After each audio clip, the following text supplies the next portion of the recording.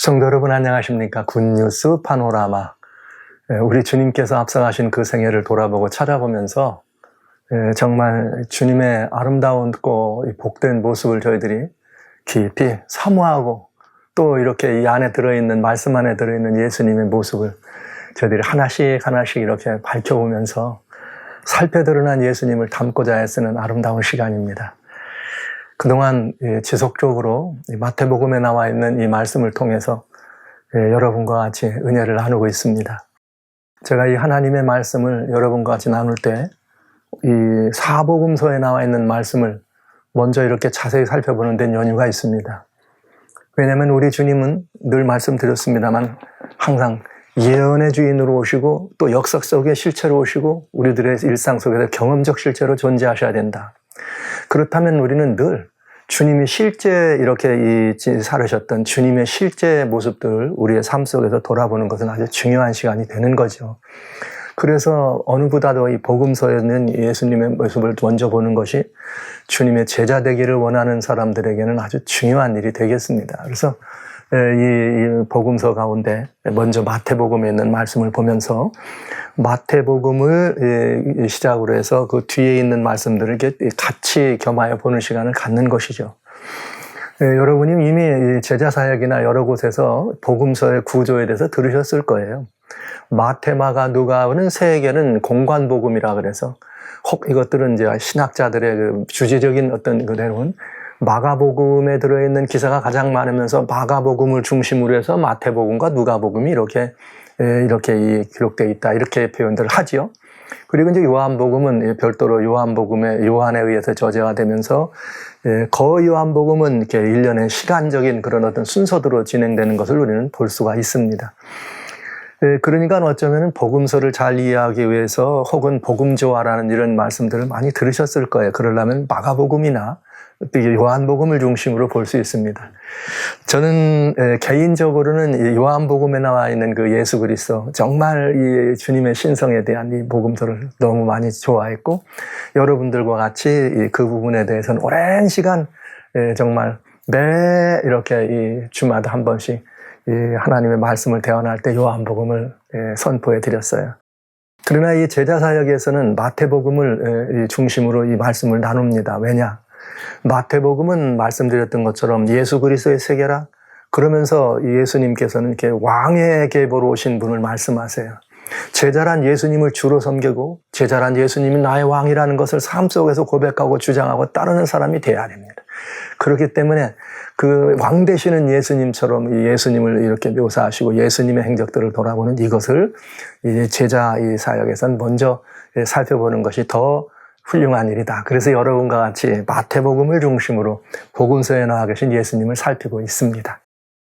지난 시간에는 여러분 아시는 것처럼 정말 이 4명의 사람들이 중풍병자를 예수님께로 이렇게 영접해서 예수님의 그 놀라우신 섭리의 이 치유의 놀라운 역사를 우리가 보았어요. 그러면서 사람들 함께한 모든 사람들이 이야 저가 누군가 하면서 권세 있는 모습 하나님께서 이 사람에게 이런 권세를 주시다니 하면서 예수님이 바로 예언해 주시고 모든 기다리는 소망해 주었던 메시아라는 사실을 증거하는 그분의 말씀의 권세 죄사하는 권세와 그 모든 것들을 이렇게 질병을 치유하시는 그 권세를 통해서 그 부분을 우리는 돌아봤습니다.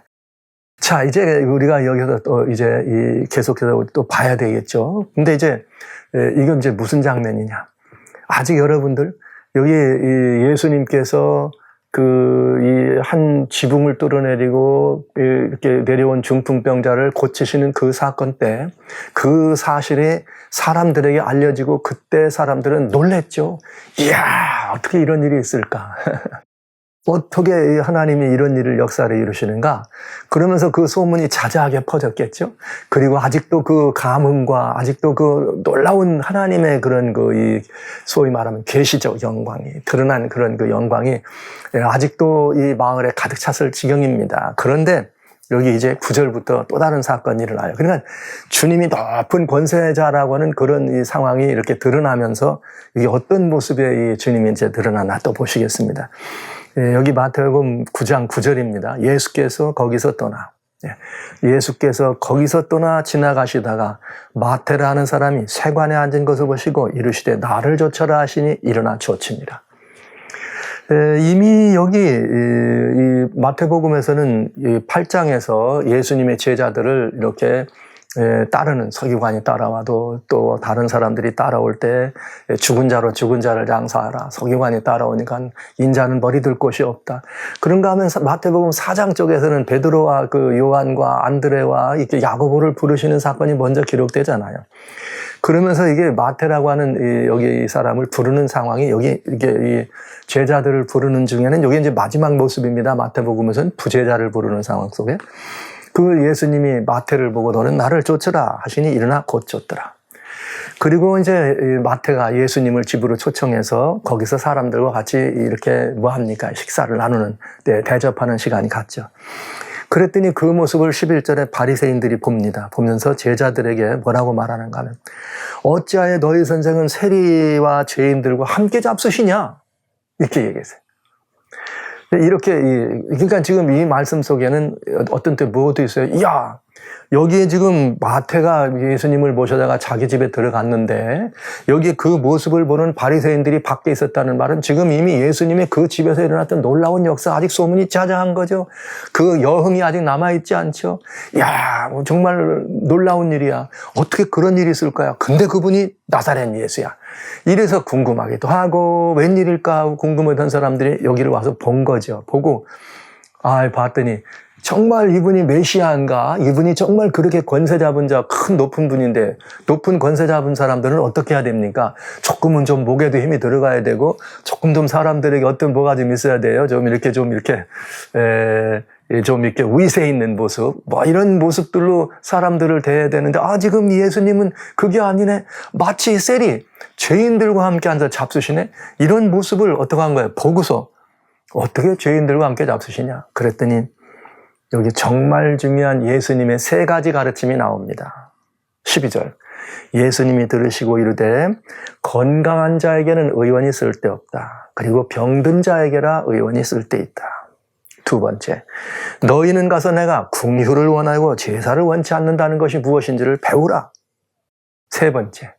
내가 의인을 부르러 온 것이 아니라 죄인을 부르러 왔느니라. 할렐루야. 이것이 여기 이 마태를 부르시는 예수님의 모습 속에서 예수님이 어떤 예수님이신지를 우리들에게 보여주는 예수님이 메시아입니다. 메시아 그리스도로 오셨습니다. 하나님이십니다. 하나님의 아들입니다. 그 하나님은 어떤 분이신가? 네, 그 하나님은 죄인과 세리와 함께 잡수시는 분이야. 그 하나님은 병든 자를 고치기 위하여 긍휼을 원하는 사람들을 죄인을 부르러 오신 하나님이다. 야, 이 말씀을 여기 하신 것이에요. 근데 사실 이제 여기 이 내용을 이렇게 보면은 마가복음에서도 이 말이 있습니다. 마가복음 2장 13절로 17절에 보면은 마가는 이 말씀을 어디를 중심으로 표현했는가 하면 알페오의 아들 레위다. 그가 세관에 있었다. 이렇게 말해요. 알페오의 아들 레위가 세관에 있었다. 그 다음에, 그 다음에 또, 누가복음 5장에는 뭐라고 기록했는가 하면 27절부터죠. 세관에 누가 있었는가 하면 레위라 하는 세리가 있었다. 이렇게 돼 있어요. 근데 이 마태복음에는 레위라는 말이 없습니다.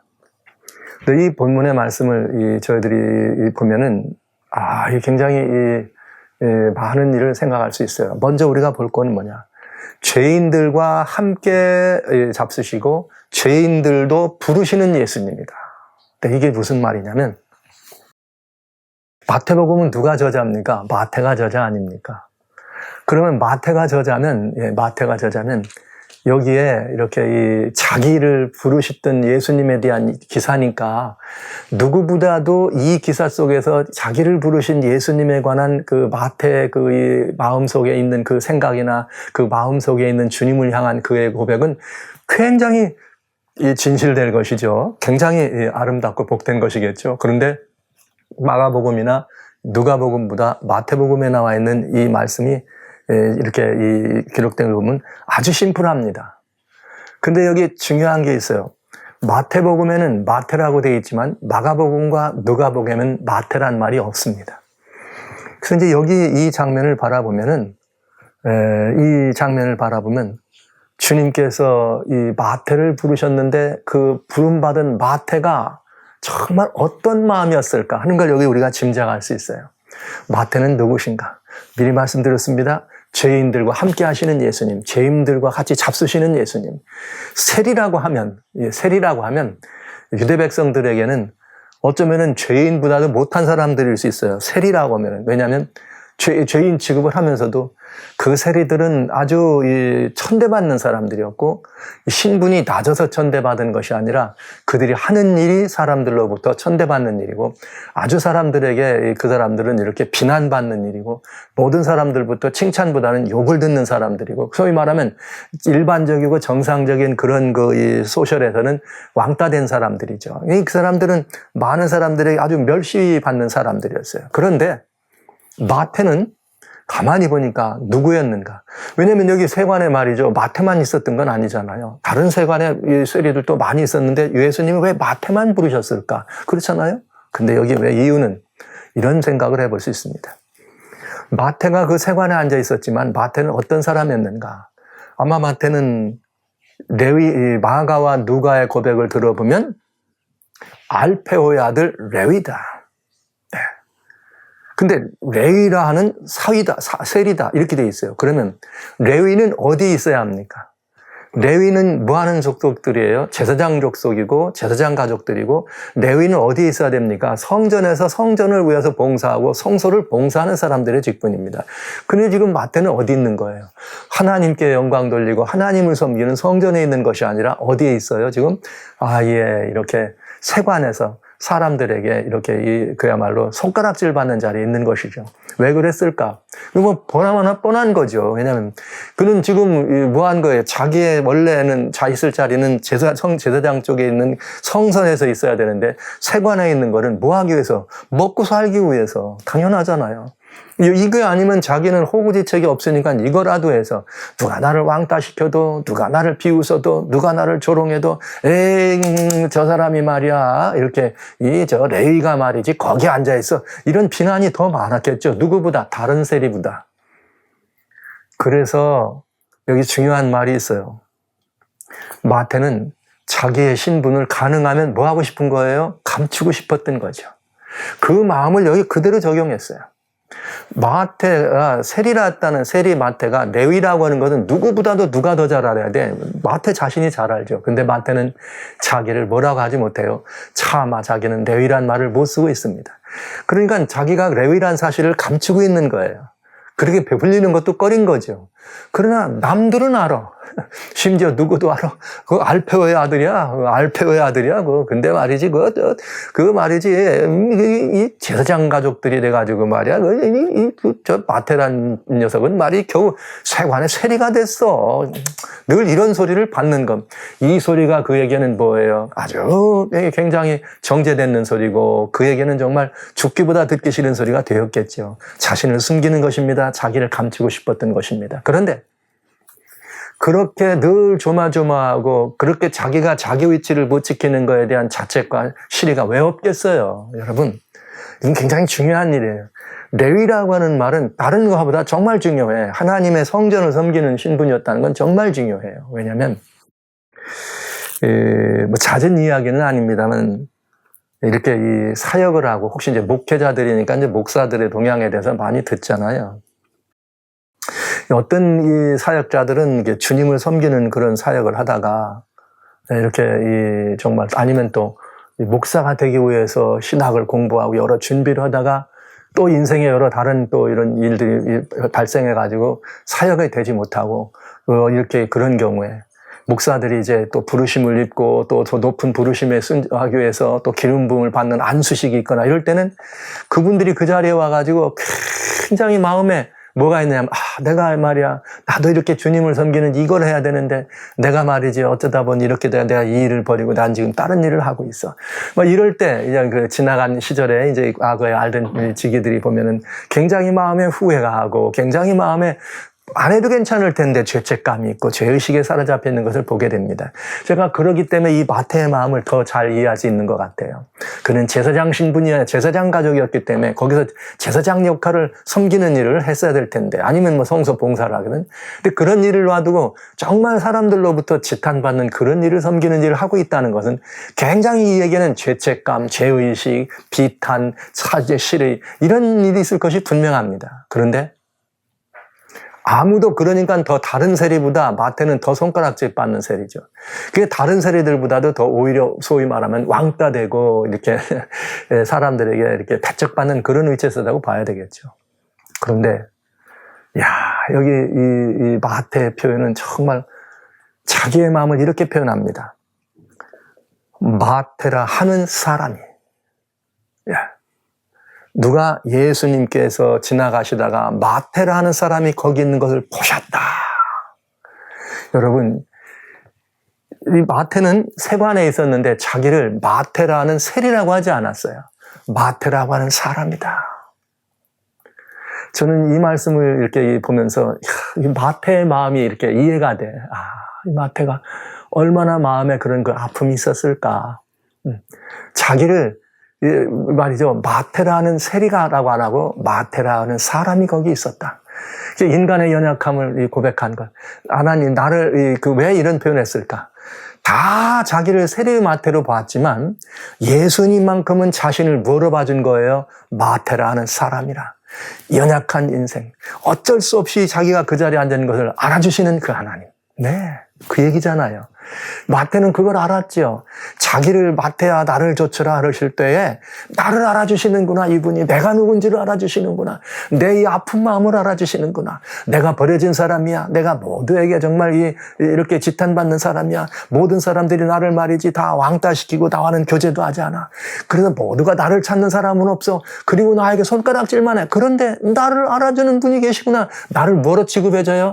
세리라고 하는 사람 취급도 안 해주는 사람들 속에서 나를 누구 취급해줘요? 연약한 인생이다 생각하면서 마태라는 사람을 봐줬던 그 예수님을 이렇게 표현하고 있네요. 할렐루야.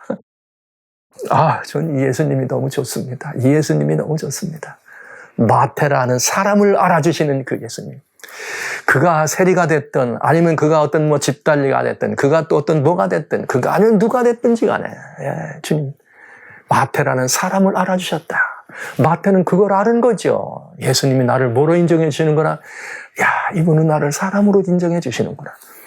그래서 마태는 예수님을 그냥 모든 그 순식간에 그냥 다 버리고 떠났습니다. 이건 마태가 무엇 때문에 거기 있어요? 사실은 그냥 고륙지책이죠. 그게 생계를 위해서 그러지 않았겠어요. 그 어쩔 수 없는 그런 상황이었지만 언제든지 떠나고 싶었지만 떠날 수도 없는 자기의 그런 모습. 그게 늘 안타깝고 그게 모른 죄책감과 자책감이 있었을 그때에 자기를 불러주시는 예수님, 자기를 사람 취급해 주신 예수님을 보고 나를 부른다 할 때 그는 주저하지 않고 그 예수님을 따른 것을 알 수가 있는 것입니다. 할렐루야. 전 예수님이 좋습니다. 예수님 좋습니다. 만약 우리들을 부르시는 그 예수님께서 내가 누구냐, 뭐 하는 사람이냐, 내 신분이 무엇이냐, 내 가족이 무엇이냐, 내 고향이 어디냐, 내 출신이 어디냐, 내 배움이 얼마나 있느냐, 내가 뭘 하는 사람이냐를 따졌다면 마태는 이렇게 일어날 수 없었습니다. 그냥 예수님은 한 사람 마태가 마음에 자기 자신에 있는 그런 그 마음에 있는 많은 고뇌와 많은 비탄과 근심과 마음에 그런 그 비탄에 찾아 있는 그 마음을 보시고 마태야 너는 나를 좇으라. 내가 있을 곳은 여기 아니지. 내가 그걸 잘 알아. 마태라는 사람을 봐주시는 여러분, 우리 주님은 지금 여러분과 저도 이렇게 봐주십니다. 우리의 넉넉함을 보지 않고 우리의 연약함을 보시고 우리의 부족함을 보십니다. 우리의 어떤 일에 능한 우리들의 모습을 바라보지 아니하시고 우리의 약한 모습을 보시는 거죠. 우리가 일어났던 어떤 업적이나 싸워하는 많은 공적들을 보지 않으십니다. 그냥 지금 그 아무것도 없는 상태에서 사람들 속에 버려져 있는 나, 그야말로 꺼져가는 심지 같은 이 불꽃의 심지의 불꽃 같은 나, 아니면 상한 갈대와 같이 그저 쭉 눕혀서 누구든지 밟고 지나가도 말 한마디 못하는 풀잎처럼 밟히는 그런 인생일지라도 말이죠. 주님은 그 연약한 인생인 나를 말이죠 알아주시고, 여러분도 한번 불러보세요. 여기 마태라고 하는 사람이다 이렇게 하실 때 이 말씀 속에는 너무나 많은 이야기가 들어있어요. 이렇게 한번 읽어보세요. 제가 읽어볼게요. 영호라고 하는 사람을 보시고 박용호라고 하는 사람을 보셨다. 주님은 저를, 이 말은 무슨 말이에요? 아셨다. 저라는 인생을, 저라는 사람을 알아주셨다. 여러분, 사람을 알아주시는 주님이 여러분을 알아주십니다. 여러분, 그렇게 한번 읽어보세요. 여러분 이름 속에다가 나를 알아주시는, 나를 뭐로, 이 나라는 사람을 알아주시는 그 예수님. 얼마나 좋습니까? 저는 이 예수님이 너무 좋아요. 이 예수님이. 그런데 그런 예수님이 마태와 같이 이렇게 함께, 그야말로 함께 식사를 대접받는데, 마태는 너무 행복한 거죠. 마태는 너무 행복했던 거죠. 사람들이 뭐라고 와서 그랬는가 하면, 아니 어떻게 그 세리나 죄인들과 함께 잡수십니까? 이건 세리를 뭐 취급하는 거예요? 죄인 취급을 하는 거예요. 세상 사람들은. 그냥 함께 할수는 안 되는 사람, 그냥 이렇게 그야말로 이렇게 이 인생 취급 안 해주는 그런. 예수님은 그런 시대적 상황과 그런 사람들의 마음을 아시고 주님이 이렇게 말씀하십니다. 마태는 아픈 사람이다. 뭐가 아픈 사람이냐? 마음이 많이 아픈 사람이다. 그러니까 저렇게 병든 마음이 있는 사람을 내가 그에게는 의원이 필요하다. 세상에 많은 사람이 있습니다. 그런데요, 여러분, 자기가 병들었다는 사실, 자기가 아프다는 사실을 모르면 그에게는 의원이 필요 없습니다. 세상에 많은 병의원이 있습니다. 많은 의사들이 있습니다. 병원에 가고 의원한테 찾아가서 진단을 받습니다. 그런데 괜찮아요. 내가 무슨 암덩어리가 아니에요. 난 괜찮아요. 나는 괜찮아요. 당신이 오진이에요. 이러면 그는 치료할 길이 없는 거죠. 왜? 의사가 필요 없으니까. 여기 주님 말씀하십니다.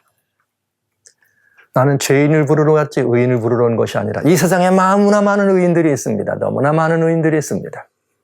자기를 소위 의롭다고 생각하는 많은 사람들입니다. 그들은 뭘 모르는 거예요? 자기가 죄인이란 사실을 모르는 것이죠. 네. 그런 사람들에게는 누가 필요 없어요? 구주가 필요 없습니다.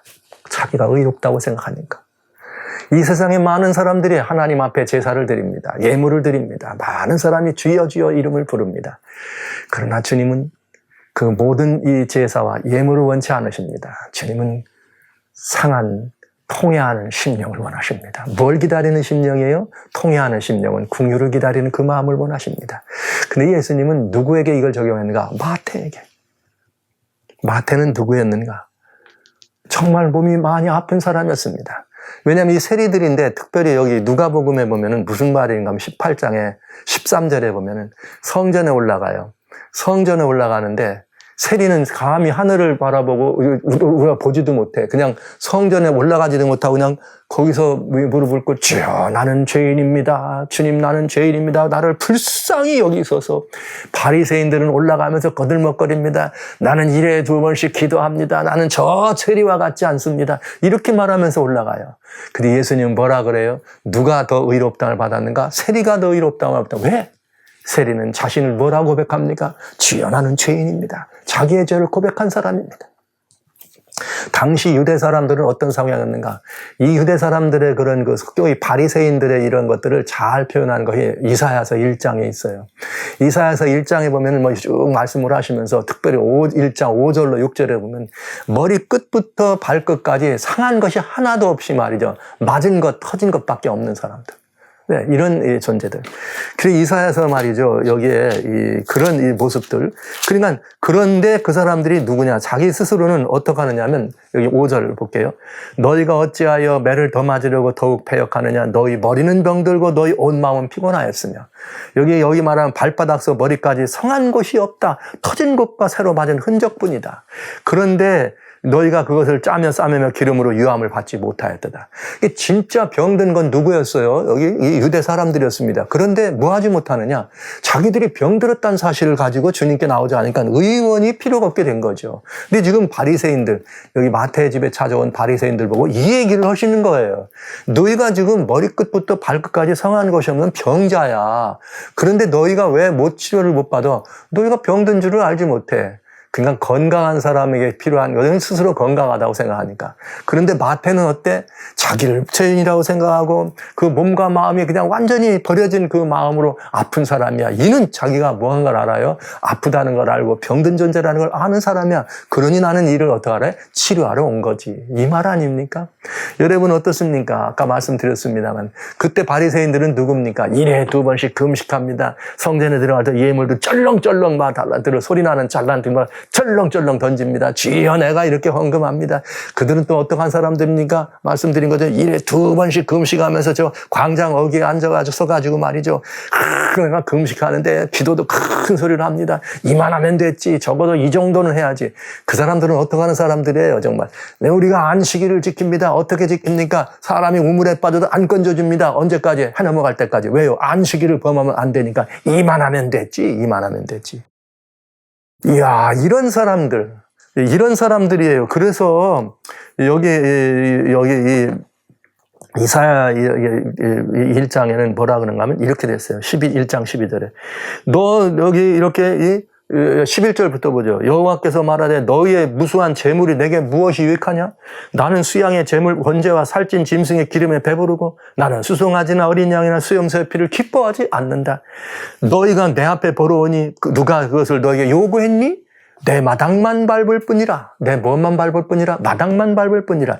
헛된 재물을 다시 가져오지 말라. 분향은 나의 가죽이 여기는 바에 월삭과 안식과 성회를 보이는 것도 그러하니 이 성회와 아울러 악을 행하는 것을 내가 견디지 못하겠노라. 병들었다 이거죠. 네. 그들은 죄인들입니다. 그러나 자신들을 어떻게 생각하는 거예요? 의롭다고 해요. 하나님 앞에 제사를 가려드리고 이렇게 모든 걸 하니까요. 주님은 이런 모습을 이렇게 보시고 백성들을 징책하셨습니다. 질책하신 것입니다. 여러분, 우리는 그리스도인입니다. 우리가 누구인지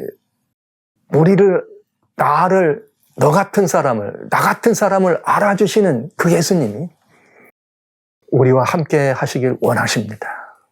그런데 우리는 우리 스스로가 실제는 머리끝부터 발끝까지 성한 것이 없지만 늘 나는 건강하다고 생각하고 늘 나는 말이지 주님 앞에 이렇게 무수히 많은 재물과 수양의 기름으로 하나님을 배불리게 하시면서 이만하면 됐지. 혹 이런 사람들은 아닙니까? 아니면 나는 늘 여기 말한 것처럼 주님께 나가서 경배와 찬양을 올린다고 그리고 기도하는 하나님의 기도처를 찾는다고 합니다. 그러나 주님께서는 마당만 밟느니라. 혹 이런 사람들은 아닐까요?